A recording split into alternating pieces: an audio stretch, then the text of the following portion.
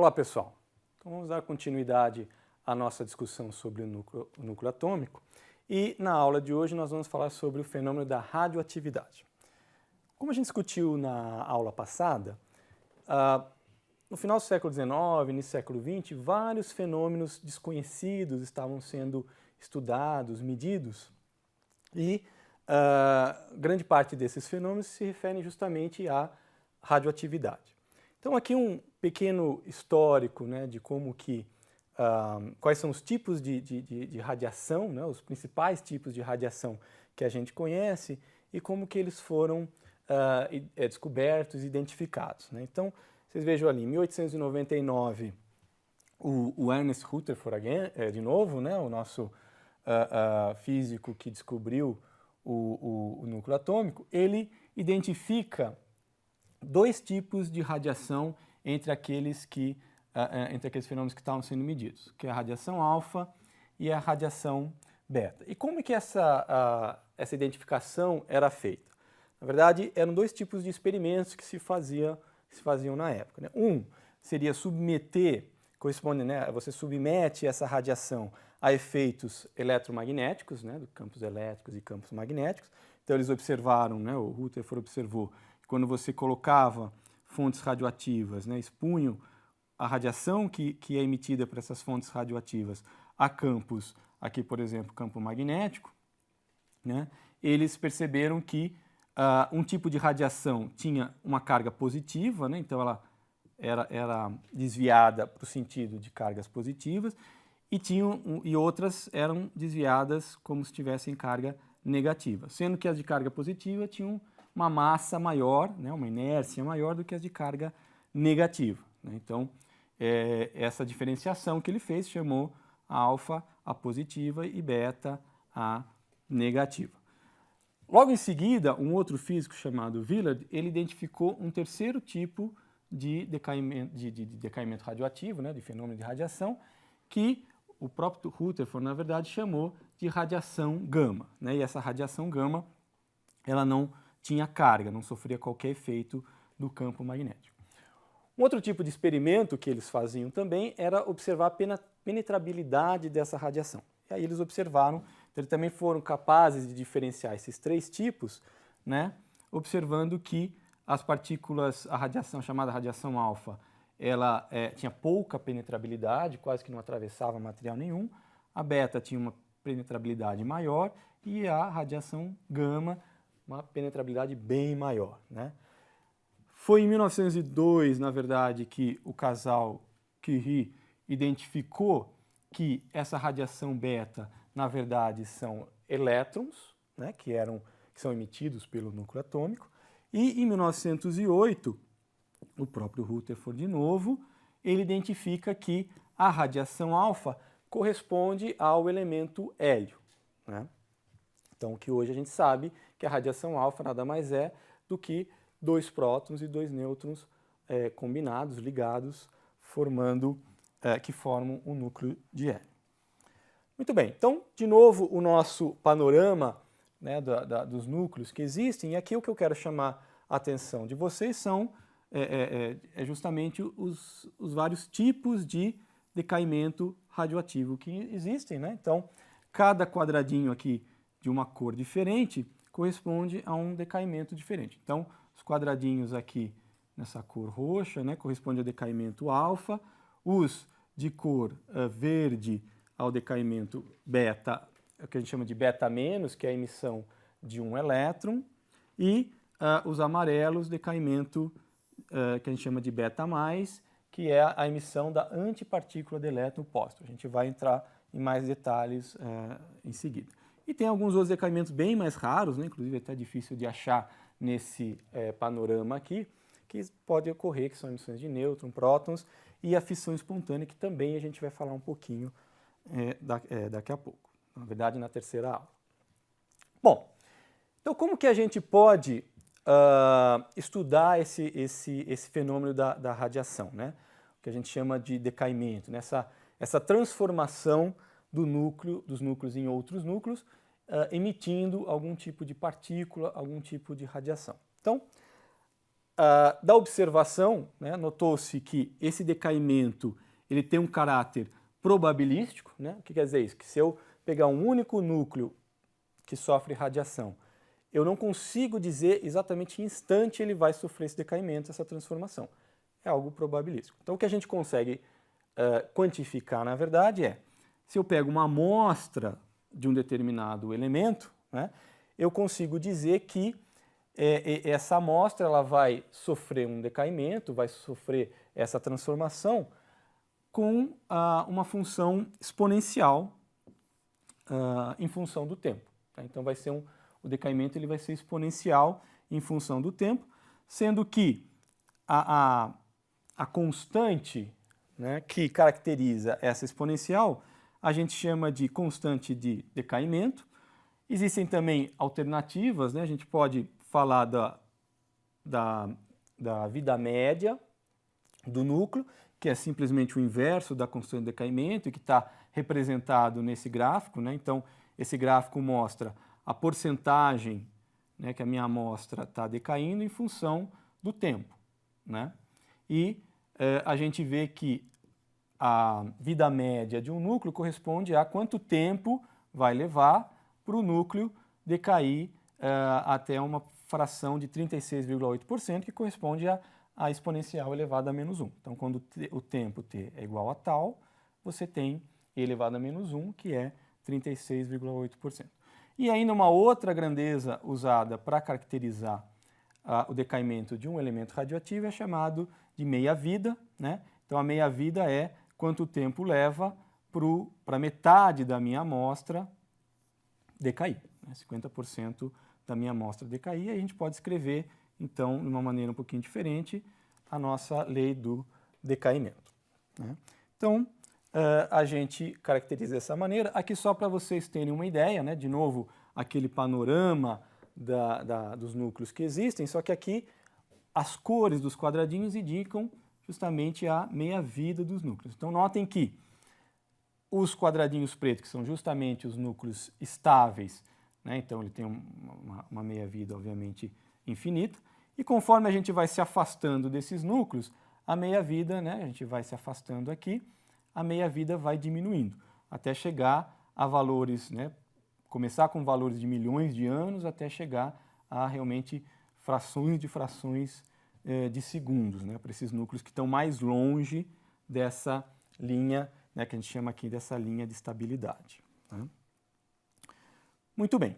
E uma outra característica interessante dos decaimentos radioativos é que eles podem acontecer de maneira sucessiva. Então, normalmente, um núcleo que decai pela emissão, né, que se transforma pela emissão de um certo tipo de radiação, ele sofre vários decaimentos. Então, aqui é o exemplo do urânio 238, né, que ele decai pela emissão de uma partícula alfa, vira o tório, mas o tório em seguida sofre um decaimento por emissão de um beta-, né, de um elétron, que é seguido por outro decaimento beta-, depois outro alfa, assim por diante, até chegar nos núcleos, em um núcleo estável, né, que no caso aqui é o chumbo 206. Então, normalmente os decaimentos radioativos eles seguem, né, essa sucessão de decaimentos.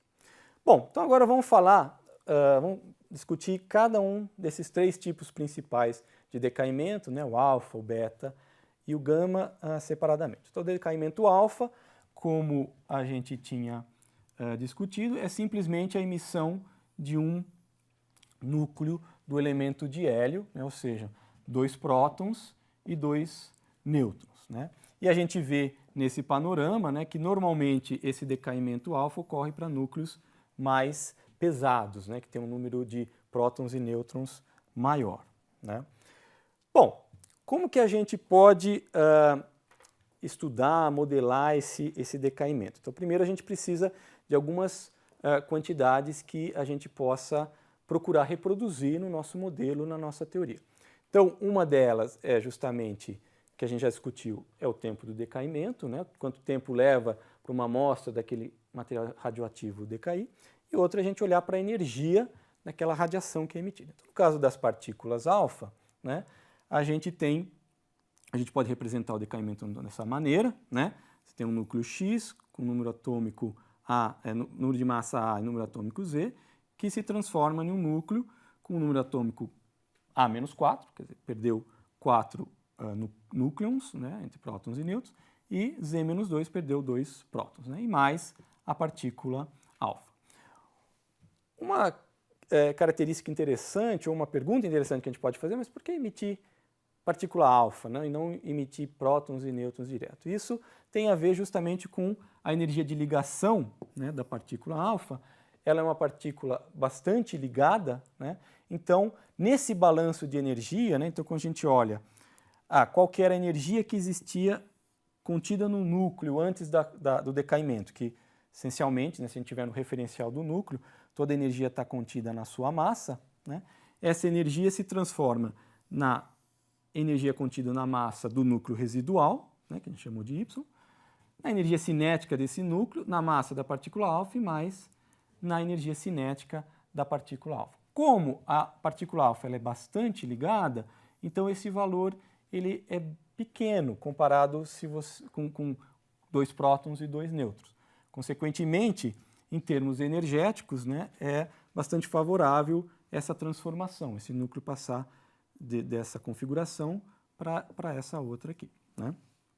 Então, isso favorece esse decaimento, e aí a gente pode, rearranjando essa equação, né, chamando esse lado da equação aqui, onde só aparecem as massas, a gente chama de Q, né, e a partir disso a gente consegue então calcular qual que seria a energia cinética da partícula alfa emitida, e a gente vê que é uma energia bem definida, né, que depende desse balanço entre as massas, né, do núcleo original e do núcleo residual mais a partícula alfa, e a relação entre massas da partícula alfa e do núcleo residual. Então, a emissão de partículas alfas ela acontece com uma energia bem definida para essa partícula alfa.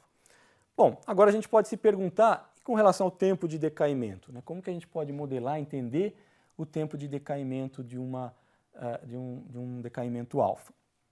Bom, a gente vê que experimentalmente se observa que o logaritmo da constante de decaimento ele é inversamente proporcional à velocidade da partícula alfa. Então, isso que está mostrado aqui nesse gráfico, né, que são dados experimentais. Então, aqui o logaritmo da constante de decaimento em função da velocidade da partícula alfa.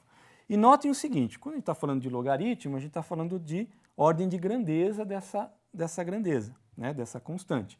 E notem que, por exemplo, para o plutônio, né, a gente vai de algo em torno de 10 a menos 6 para algo em torno de 10 a menos 12, ou seja, 6 ordens de grandeza, com uma pequena mudança na velocidade, né? Algo em torno de 0,6 até algo em torno de 0,63, 64. Então, como que a gente explica isso? Como que pode uma mudança tão grande na constante de decaimento, né, no tempo que leva para essa partícula alfa ser emitida, com uma mudança tão pequena na velocidade da partícula alfa?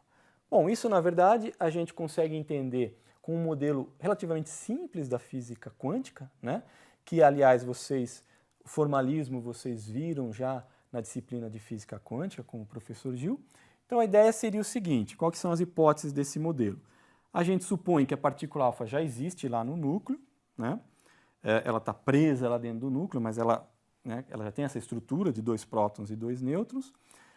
Nosso problema é unidimensional, né? A gente trata só da variável radial, né? Só do raio, então, né, da distância da partícula alfa ao centro desse núcleo.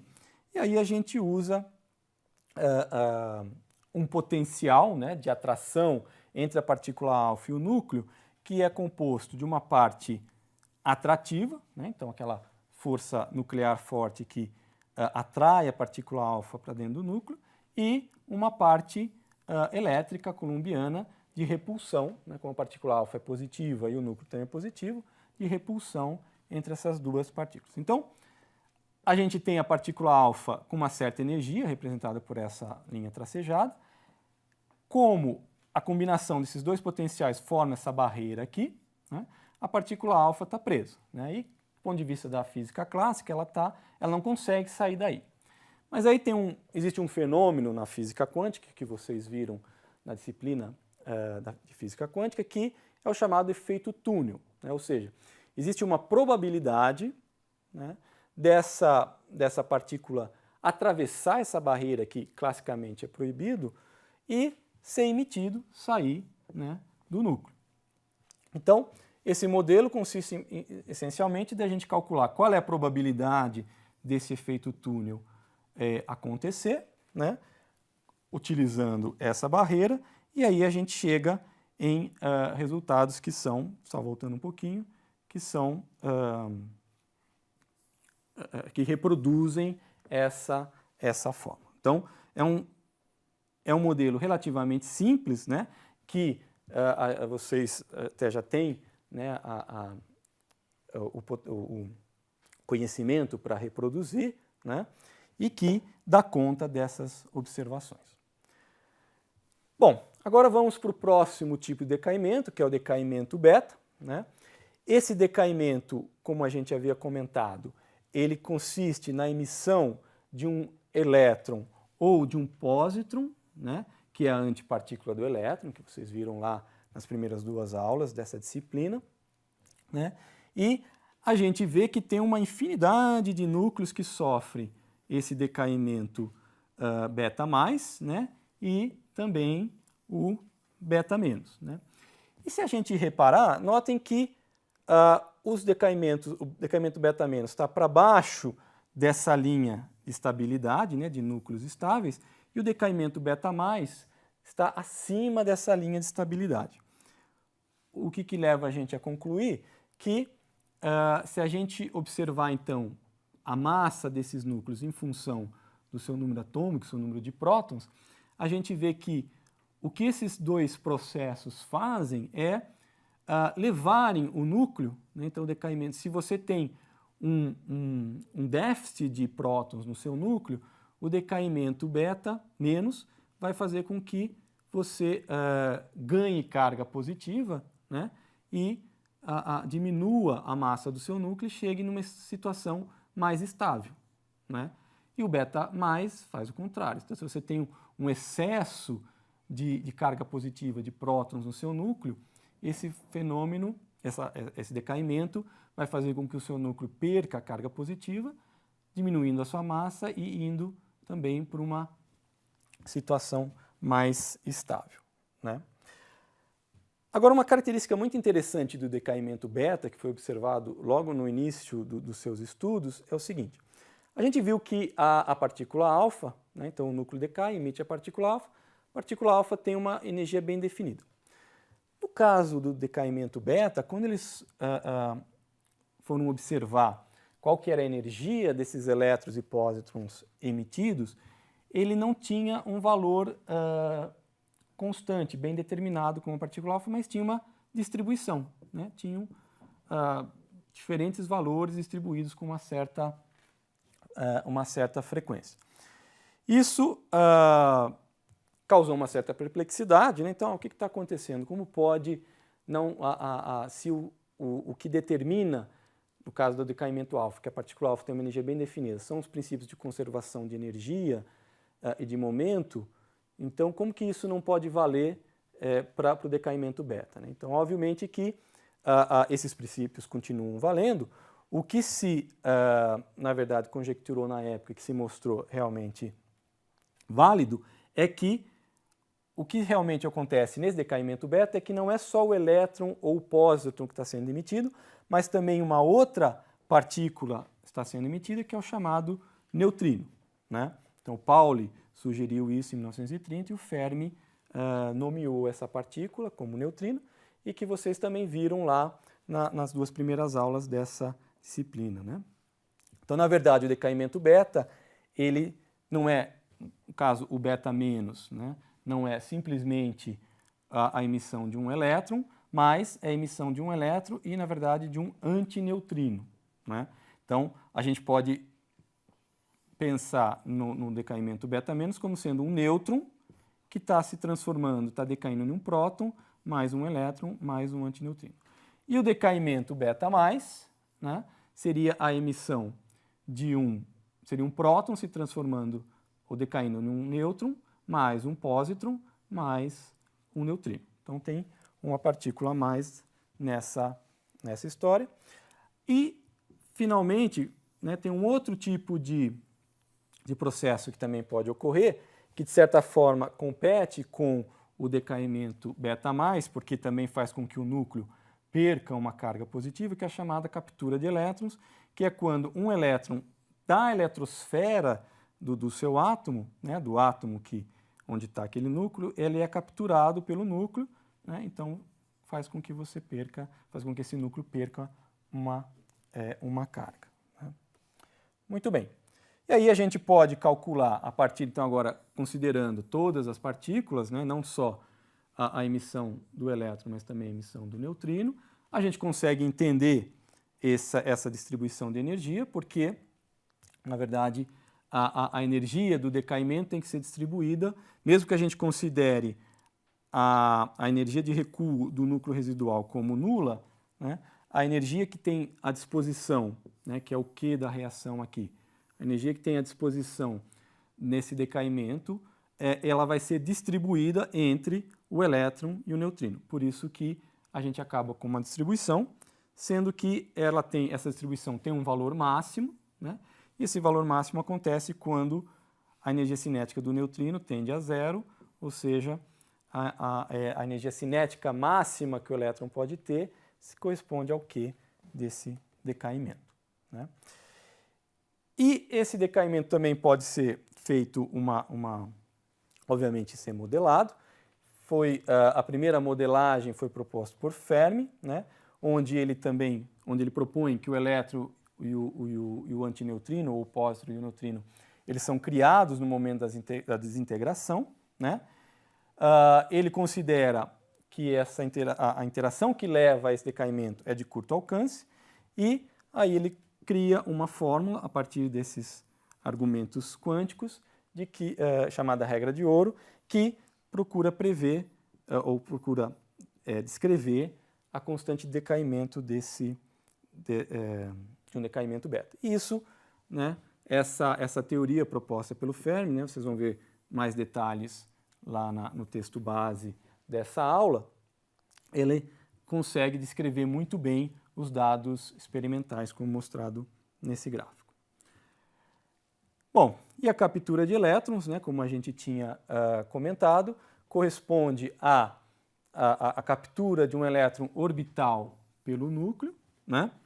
E esse processo ele pode ser tratado de maneira semelhante ao que é feito no decaimento beta- ou beta+, só que a gente tem que tomar alguns cuidados, como por exemplo que a função de onda do elétron, a gente não está mais lidando com um elétron que está livre, mas que está preso no seu átomo. Né?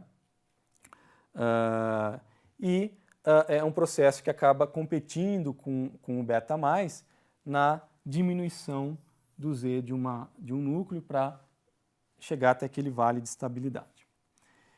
E, finalmente, né, o último tipo de radiação que a gente vai discutir, que é a radiação gama. Né? Lembrando que radiação gama é uma onda eletromagnética, né? Lembrem-se que tem essa dualidade onda-partícula, né?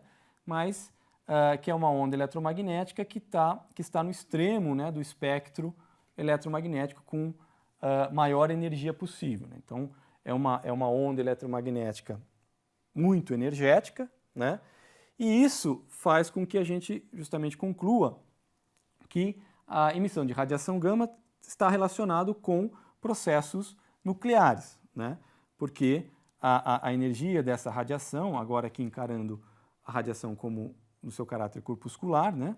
A gente vê que é dado por H, constante de Planck, vezes a sua frequência, né? Como o H é da ordem de 10 a menos 21 MeV/segundos, né? Olhando para a frequência dessa radiação gama, a gente vê que a energia dessa radiação é da ordem de MeVs, então só pode estar relacionado com processos nucleares, porque processos atômicos estão na escala de elétron-volts, né, que é 1 milhão de vezes menor. Né. E a radiação, o decaimento gama acontece em que circunstância? Na verdade, o decaimento gama, ele sempre é um processo que ocorre depois de um outro tipo de decaimento, né? Então, aqui nesse gráfico, a gente mostra como exemplo o decaimento do magnésio 27, né?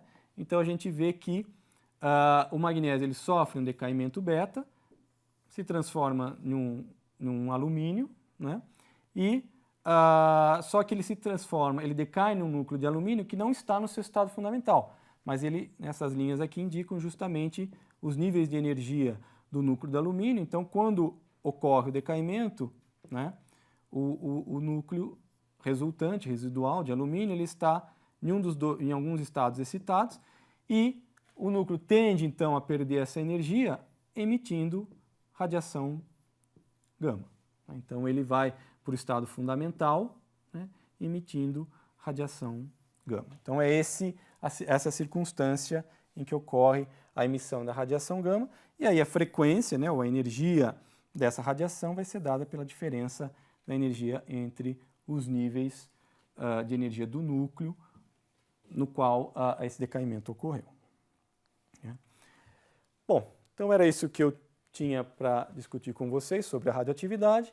Na próxima aula a gente vai falar sobre reações nucleares, né, a sua importância, um pouco também do formalismo da física quântica para tratar esse tipo de fenômeno e vamos falar sobre a fissão e a fusão nuclear. É isso, pessoal.